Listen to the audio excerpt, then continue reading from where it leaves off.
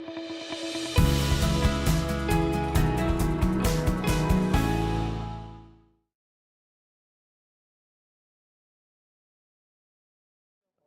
si vous voulez, on a organisé récemment en France, le 11 et toutes les chambres de commerce, des consultations citoyennes sur le futur de l'Europe.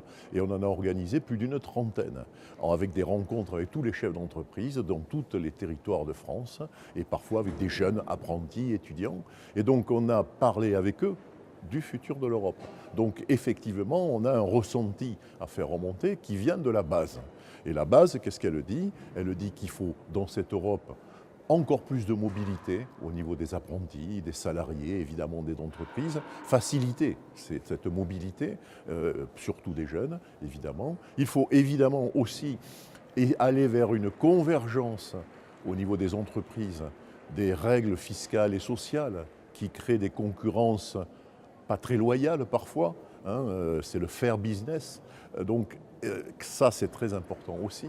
Et de la même manière, on voit effectivement que le futur de l'Europe, c'est l'innovation, les nouvelles technologies, ne pas baisser les budgets sur la recherche, qui sont très importants. Et tout ceci doit s'accompagner de quelque chose d'essentiel.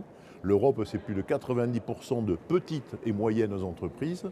C'est permettre effectivement l'ouverture de ce grand marché aux petites entreprises et moyennes entreprises, et pas seulement les grandes. Donc être très orienté, comme disent nos amis, sur les SMI avant tout.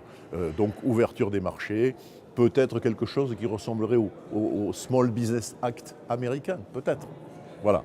Donc c'est pour nous ça le futur de l'Europe, et évidemment beaucoup de pédagogie pour faire connaître les plus, les avantages, tout ce qu'a apporté l'Europe dans chacun des territoires. Il faut parler positif.